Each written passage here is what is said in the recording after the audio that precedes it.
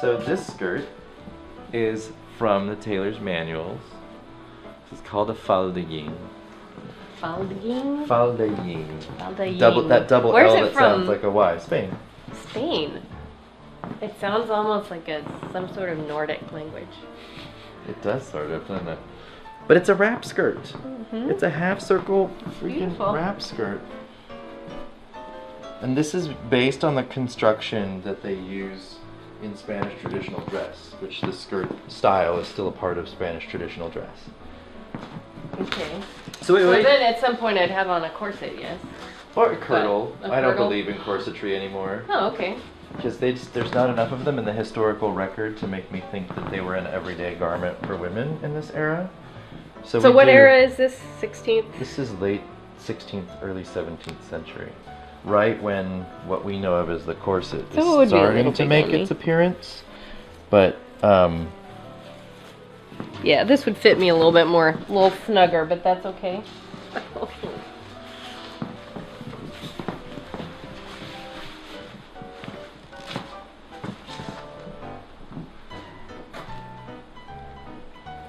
So yeah, almost fits. A little big. So I'm ready to go out to a nice fancy feast. yeah. You know, just a quick dinner. Quick dinner, yeah.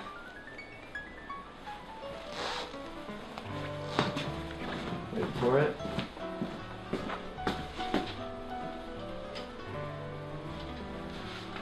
I love playing dress up with Matthew.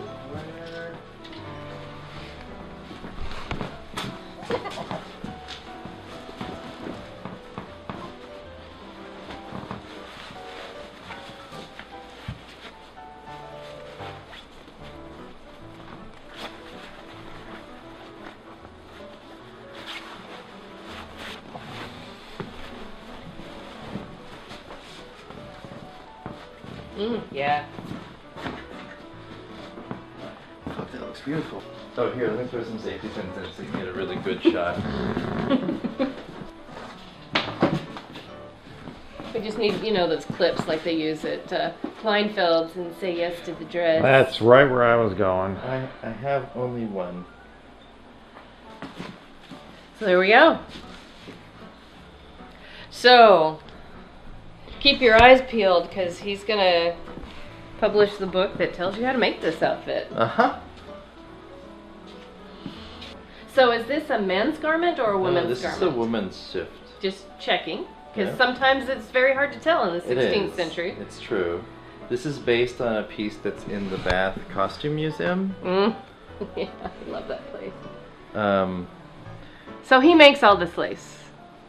well, I made the needle lace that's in the collar. So I made this big piece. I made this little insertion that's right here. This bobbin lace is commercial. Oh, so beautiful. And then I also created a little crocheted fake version of 17th century lace, Amazing. which is pretty much indistinguishable from the real thing. There's bobbin lace, which is this kind of lace here, and then there's needle lace, which is what all of these are. And the difference is that bobbin lace is sort of a high level form of braiding, and needle lace is more like a combination of macrame and embroidery in the ways that they're executed. Needle lace takes a lot longer to do. For example, this collar is probably about 80 hours of labor, whereas this collar is probably about half that. And they can be done in varying grades of thread too. Most of this, believe it or not, is done in very coarse threads compared to what they did in the time period.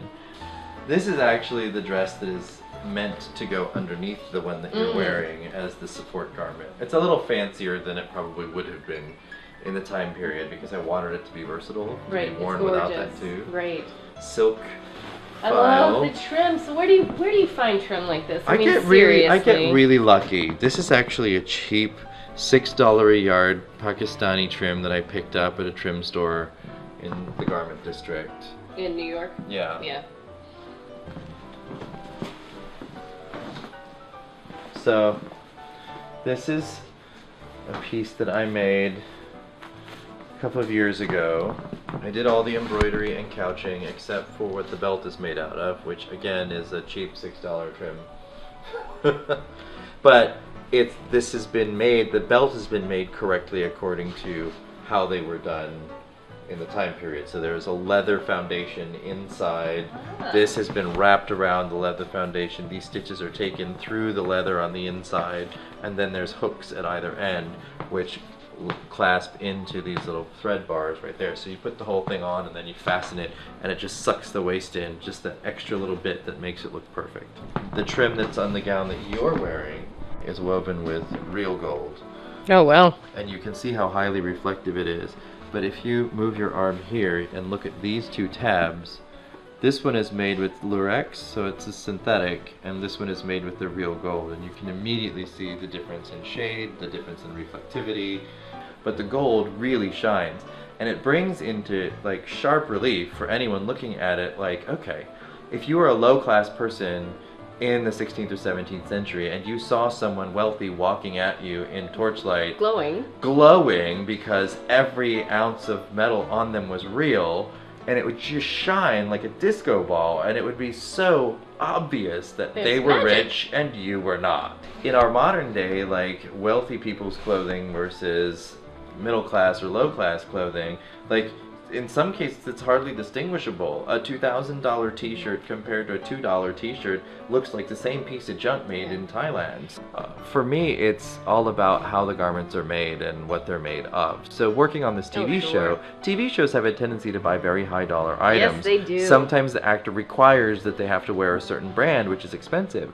And I had my hands inside this $5,000 dress at one point that was made in Italy. It was made of some decent wools, but the construction inside looked exactly like a similar dress made in China that you could buy for under $100. And to me, that's where the disconnect is. It's like, why would you pay at either end of that spectrum? Like if you're paying less than $100 for a gown with that much complicated stitching, you're supporting people who are getting paid really bad wages for doing that level of work. And then you go the other end of the spectrum where somebody is clearly doing kind of a mediocre construction run on this dress, and yet you're paying $5,000 for it. So the ethics of that are really confusing to me, and it's one of the reasons why in the work that I do, I'm trying to foster the idea of you should make it yourself and support the local businesses that you have who want to sell you fabric, and maybe if you can't make it yourself, support someone local who can sew it for you, so that you're keeping the money in your community and boosting your community that way through your fashion, which was part of the original idea of fashion, is that it was an infrastructure builder. You know, in Spain, people of a wealthy class were required to buy a certain number of yards of black fabric every year because so many people were employed to make that fabric in that color that it was an infrastructure booster. Wow. And so you, even the average Joe, can do that by saving money and spending a little bit of it to have someone local create a piece of clothing for you that will last a very long time, that will suit you for a very long time, and support your local economy.